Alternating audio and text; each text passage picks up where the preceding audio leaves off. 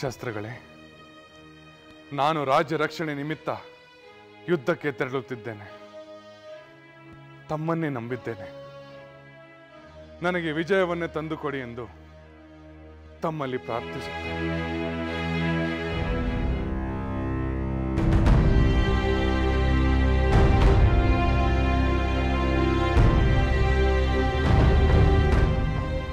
ಸಹೋದರ, ಇವುಗಳಲ್ಲಿ ಯಾವ ಶಸ್ತ್ರವನ್ನು ತೆಗೆದುಕೊಳ್ಳಲಿ? ಸಹೋದರ ಲಕ್ಷ್ಮಣ, ಈ ಅರಮನೆಯನ್ನು, ಅಯೋಧ್ಯೆಯನ್ನು ರಕ್ಷಿಸುವ ಸಂದರ್ಭ ಒದಗಿ ಬಂದಾಗ ನಿನಗೆ ಶಸ್ತ್ರವನ್ನು ತೆಗೆದುಕೊಳ್ಳಲು ನಾನೇ ಸೂಚಿಸುತ್ತೇನೆ. ಅಂತಹ ಸಂದರ್ಭ ಬಂದಿದೆಯಲ್ಲ ಸಹೋದರ. ನಾನು ನಿನ್ನೊಂದಿಗೆ ಬಂದು ಯುದ್ಧವನ್ನು ಮಾಡಿ ಆ ನೀಚನನ್ನು ಅಯೋಧ್ಯೆಯ ಕಡೆಗೆ ತಲೆ ಹಾಕದಂತೆ ಮಾಡುತ್ತೇನೆ. ಸಹೋದರ ಲಕ್ಷ್ಮಣ, ನಿನ್ನ ಪೌರುಷವನ್ನು ನಾನು ಮೆಚ್ಚಿದ್ದೇನೆ. ಈ ಯುದ್ಧವನ್ನು ಗೆಲ್ಲುವ ನಿನ್ನ ಪರಾಕ್ರಮದ ಬಗ್ಗೆ ನಾನು ನಂಬಿಕೆಯನ್ನು ಸಹ ತಾಳಿದ್ದೇನೆ. ಆದರೆ ಭರತ ಶತ್ರುಘ್ನರ ಅನುಪಸ್ಥಿತಿಯಲ್ಲಿ ನೀನು ರಾಜ ಪರಿವಾರದ ರಕ್ಷಣೆ ಹಾಗೂ ಆಡಳಿತದ ಬಗ್ಗೆ ಗಮನವಹಿಸುವುದು ಸೂಕ್ತವೆಂದೆನಿಸುತ್ತದೆ. ಹಾಗಾದರೆ ನಾನು ನಿನ್ನೊಂದಿಗೆ ಬರುವುದು ಬೇಡವೇ ಸಹೋದರ? ಸಹೋದರ ಲಕ್ಷ್ಮಣ, ನೀನು ಇಲ್ಲಿಯೇ ಇದ್ದು ಈ ರಾಜ್ಯವನ್ನು, ಈ ರಾಜ್ಯದ ಪ್ರಜೆಗಳನ್ನು ರಕ್ಷಿಸುತ್ತೀಯಾ ಎಂಬ ಭರವಸೆಯಿಂದಲೇ ನಾನು ಚಿಂತಾಹೀನನಾಗಿ ಯುದ್ಧಕ್ಕೆ ತೆರಳುತ್ತಿದ್ದೇನೆ. ಆಗಲಿ ಸಹೋದರ, ನೀನು ಹೇಳಿದಂತೆಯೇ ನಾನು ಇಲ್ಲಿಯೇ ಇದ್ದು ರಾಜ್ಯದ ಆಡಳಿತದ ಬಗ್ಗೆ, ಪ್ರಜಾಕ್ಷೇಮದ ಬಗ್ಗೆ ಗಮನ ಹರಿಸುತ್ತೇನೆ. ನೀನು ಹೋಗಿ ಬಾ ಸಹೋದರ. ನಿನ್ನ ವಿಜಯದಲ್ಲಿ ನನಗೆ ಸಂಶಯವಿಲ್ಲ. ಸಹೋದರ ಲಕ್ಷ್ಮಣ,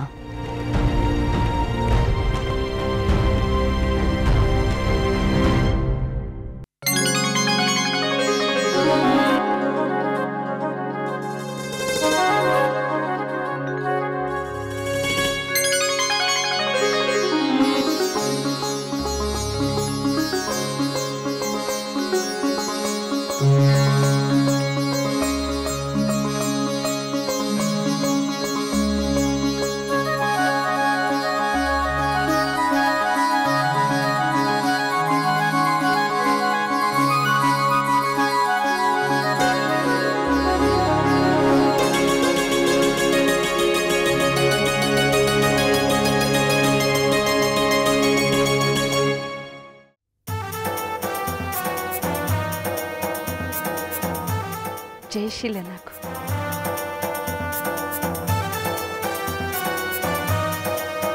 ದಿಗ್ವಿಜಯವನ್ನು ಸಾಧಿಸಿ ಬಾ ಕುಮಾರ.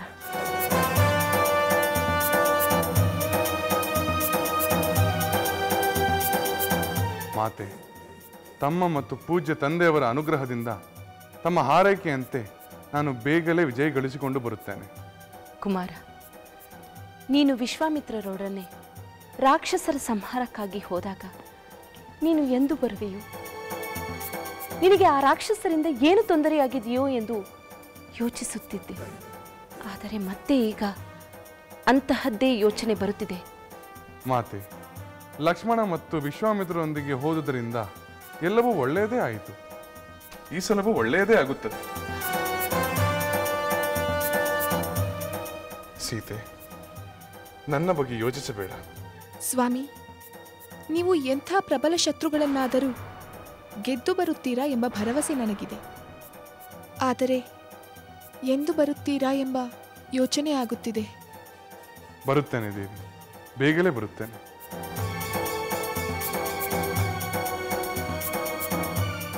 ಲಕ್ಷ್ಮಣ, ಇಲ್ಲಿಯ ರಕ್ಷಣೆಯ ಹೊಣೆಗಾರಿಕೆ ನಿನ್ನದು. ಆಗಲಿ ಸಹೋದರ, ನೀನು ಮೆಚ್ಚುವಂತೆಯೇ ಅದನ್ನು ನಿರ್ವಹಿಸುತ್ತೇನೆ.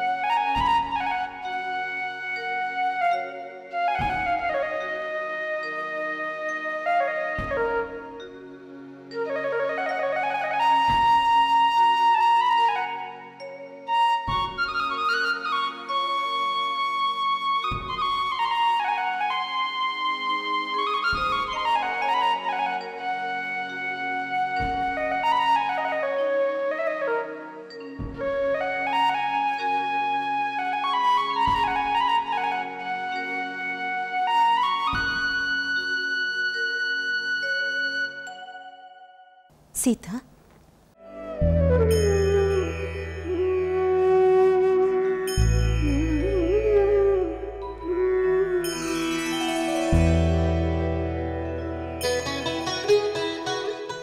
ದೀರ್ಘ ಸುಮಂಗಲಿ ಭವ.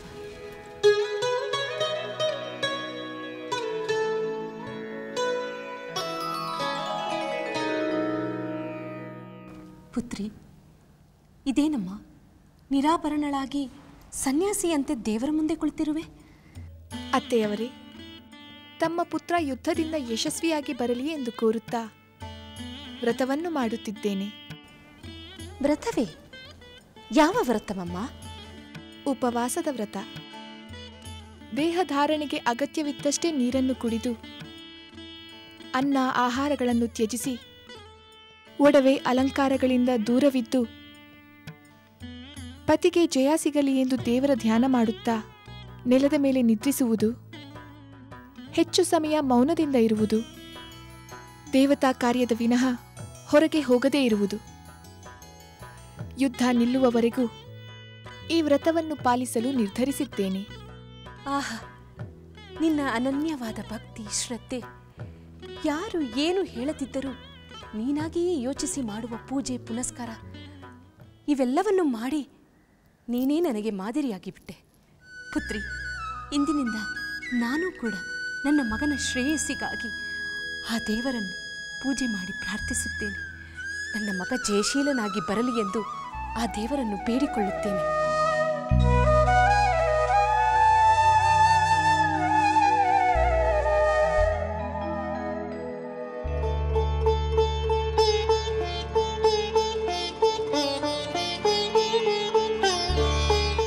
ಊರ್ಮಿಳಾ, ಇದೇನಿದು?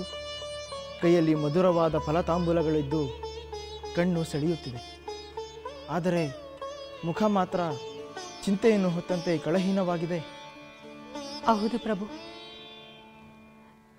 ಸಹೋದರಿ ಸೀತೆಯ ನೆನಪಾಯಿತು. ಸಹೋದರಿ ಸೀತೆ ತನ್ನ ಪತಿಯ ಸೌಖ್ಯಕ್ಕಾಗಿ ಉಪವಾಸ ವ್ರತ ಮಾಡುತ್ತಿದ್ದಾಳೆ. ಉಪವಾಸ ವ್ರತವೇ? ಸಹೋದರ ಯುದ್ಧದಲ್ಲಿ ವಿಜಯಿಯಾಗಿ ಬರಲು ಅತ್ತಿಗೆಯಿಂದ ವ್ರತವೇ? ಹೌದು ಪ್ರಭು. ಬರೀ ಜಲಪಾನ, ಧ್ಯಾನ, ಮೌನ ಇವೆಲ್ಲವೂ ನಿಮ್ಮ ಸಹೋದರರು ಬರುವವರೆಗೂ ಮಾಡುತ್ತಾಳೆ. ಒಳ್ಳೆಯದಲ್ಲವೇ? ಇದರಿಂದ ಅತ್ತಿಗೆಯ ಮನಸ್ಸಿಗೆ ಸಮಾಧಾನ, ಸಹೋದರನಿಗೆ ವಿಜಯ ಸಿಗಲಿ. ಅದೇನೋ ಸರಿ ಪ್ರಭು. ನನ್ನ ಸಹೋದರಿ ವ್ರತ ಹಿಡಿದು ಉಪವಾಸದಿಂದಿರಬೇಕಾದರೆ ನಾವು ಪರಮಾನ್ನ ತಿಂದು ಆನಂದಿಸುವುದಕ್ಕೆ ನನಗೆ ಮನಸ್ಸಾಗುವುದಿಲ್ಲ. ನನ್ನ ಸಹೋದರ ಯುದ್ಧ ಭೂಮಿಯಲ್ಲಿ ಹೋರಾಡಬೇಕಾದರೆ ನಾನಿಲ್ಲಿ ಕುಳಿತು ನೀನು ಹಿಡಿದಿರುವ ಫಲತಾಂಬೂಲವನ್ನು ತಿನ್ನಲು ಮನಸ್ಸಾಗುತ್ತದೆ ಎಂದು ತಿಳಿದೆಯಾ? ನನ್ನ ಸಹೋದರ ಯುದ್ಧಕ್ಕೆ ಹೊರಟ ಮೇಲೆ ದೇಹಧಾರಣೆಗೆ, ಕರ್ತವ್ಯ ನಿರ್ವಹಣೆಗೆ ಎಷ್ಟು ಆಹಾರ ಬೇಕಾಗುವುದೋ ಅಷ್ಟನ್ನು ಮಾತ್ರ ಸೇವಿಸಲು ನಾನು ನಿರ್ಧರಿಸಿದ್ದೇನೆ. ಹಾಗಾದರೆ ನಾನು ಸಹ ನಿಮ್ಮ ನಿರ್ಧಾರವನ್ನೇ ಮಾಡುತ್ತೇನೆ. ನಿಮ್ಮ ಸಹೋದರರು ಯುದ್ಧದಿಂದ ಬರುವವರೆಗೂ, ನನ್ನ ಸಹೋದರಿಯ ವ್ರತ ಸಮಾಪ್ತಿಯಾಗುವವರೆಗೂ ನಾವು ಸುಖಭೋಗಗಳಿಂದ ದೂರವಿರೋಣ. ನನಗನಿಸಿದ್ದೇ ನಿನಗೂ ಕೂಡ ಅನಿಸಿದೆ. ಹಾಗೇ ಆಗಲಿ ಊರ್ಮಿಳಾ. ಆದರೆ ಈ ನಮ್ಮ ನಿರ್ಧಾರ ನಿನ್ನ ಅತ್ತೆಗಾಗಲಿ ನಿನ್ನ ಸಹೋದರಿ ಸೀತೆಗಾಗಲಿ ತಿಳಿಯುವ ಅವಶ್ಯಕತೆ ಇಲ್ಲ. ಇದು ನಮ್ಮಿಬ್ಬರ ಮನಸ್ಸಿನ ಸಮಾಧಾನಕ್ಕಾಗಿ, ಅವರಿಬ್ಬರ ಶ್ರೇಯಸ್ಸಿಗಾಗಿ ಮಾಡುತ್ತಿರುವ ವ್ರತವೆಂದು ತಿಳಿಯೋಣ. ಆಗಲಿ ಪ್ರಭು. ಅವರಿಗಾಗಿ ನಾವು ಕಷ್ಟಪಟ್ಟೆವು ಎಂಬ ಭಾವನೆ ಯಾರಿಗೂ ಬರುವುದು ಬೇಡ. ನಮ್ಮ ಮನಸ್ಸಿಗೆ ಸಂತೋಷ ಕೊಟ್ಟರೆ ಸಾಕು. ಹಾಗಾದರೆ ಇನ್ನೇಕೆ ಈ ಫಲತಾಂಬೂಲ? ದೂರವಿರಿಸು. ಆಗಲಿ ಪ್ರಭು.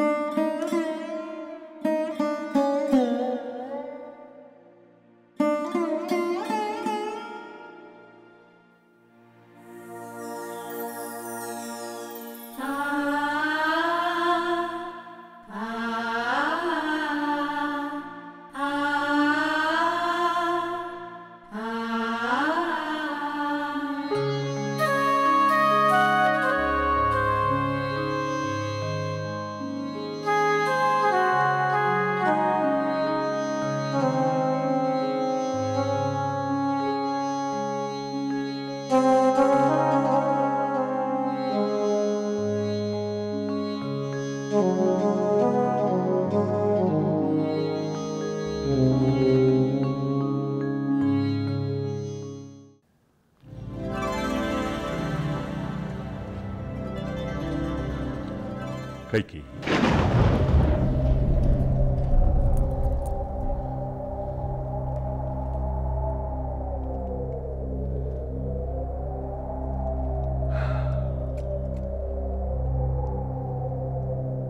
ಕೈಕೇಯಿ,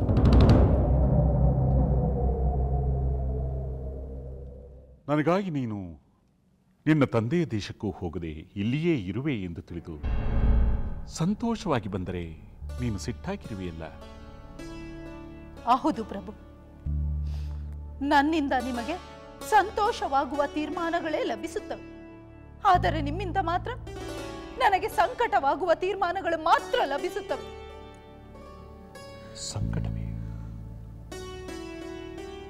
ಅಂತಹುದು ಯಾವುದೂ ನಡೆದಿಲ್ಲವಲ್ಲ. ನಿನ್ನ ಮನಸ್ಸಿಗೆ ಬೇಸರವನ್ನುಂಟಾಗುವ ಯಾವ ಕಾರ್ಯವನ್ನೂ ನಾನು ಮಾಡಿಲ್ಲವಲ್ಲ ದೇವಿ. ಮಹಾಪ್ರಭು, ಎಲ್ಲ ತಿಳಿದು ಏನು ತಿಳಿಯದವರಂತೆ ನಾಟಕವಾಡಬೇಡಿ.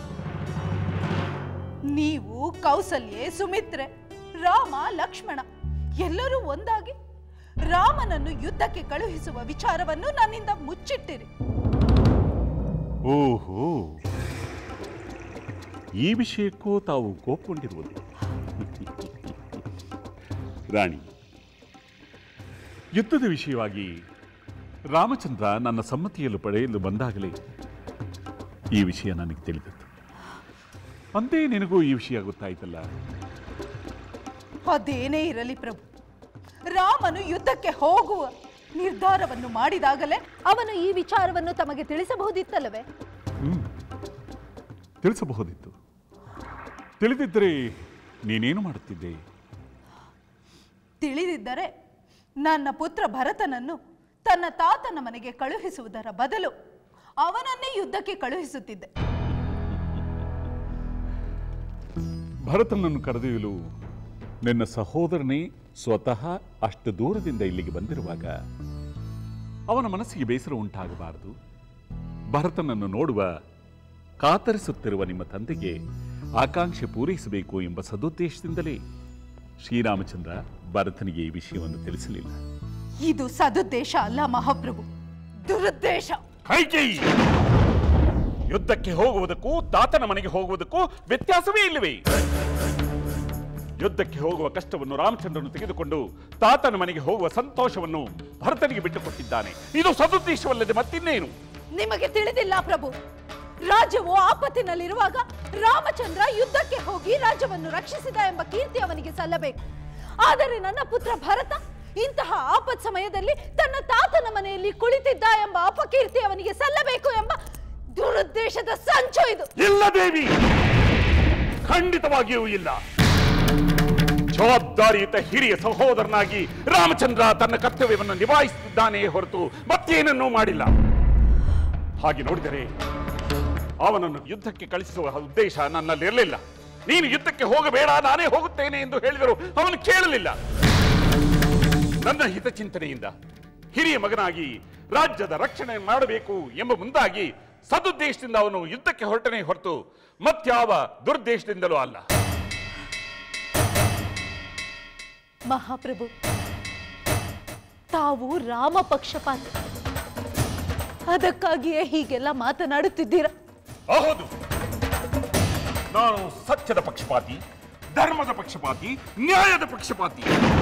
ಇವೆಲ್ಲವೂ ರಾಮಚಂದ್ರನಲ್ಲಿ ಇದೆ ಎಂದರೆ ನಾನು ರಾಮಚಂದ್ರನ ಪಕ್ಷಪಾತಿ ಎಂದು ನೀನು ತಿಳಿದರೆ ಅದಕ್ಕೆ ನನ್ನ ಅಭ್ಯಂತರವಿಲ್ಲ. ಮಹಾಪ್ರಭುವಿಗೆ ಯಾವುದು ಸತ್ಯ, ಯಾವುದು ನ್ಯಾಯ, ಯಾವುದು ಧರ್ಮ ಎಂಬುದರ ಅರಿವಿಲ್ಲವೆನ್ನುವಂತೆ ಕಾಣುತ್ತಿದೆ. ಅದನ್ನು ನಾನೇ ನಿಮಗೆ ತಿಳಿಸಿಕೊಡುತ್ತೇನೆ. ಆಯ್ತು, ಏನು ತಿಳಿಸಿಕೊಡ್ತೀಯೋ ತಿಳಿಸಿಕೊಡು. ನೀನಿಲ್ಲಿರುವೆ ಎಂಬ ಸಂತೋಷದಲ್ಲಿ ನಾನು ಬಂದರೆ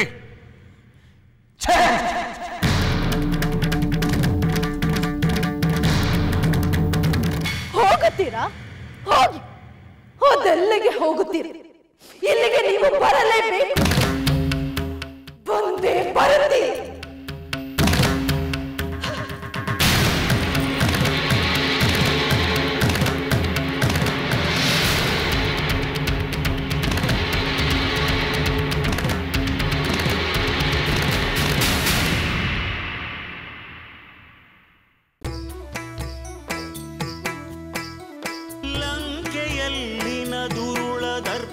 ಸೀತೆ ಸಹನೆಗೆ ಸೋತಿತು.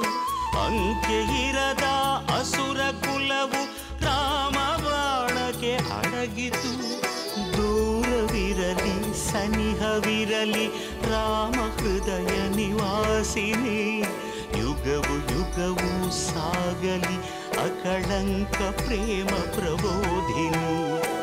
ಅಮರ ಗಾಧೆ ಧರಣಿ ಜಾತೆ ಸಾಧ್ವೆ ಸೀತೆ ಸುಚರಿತೆ.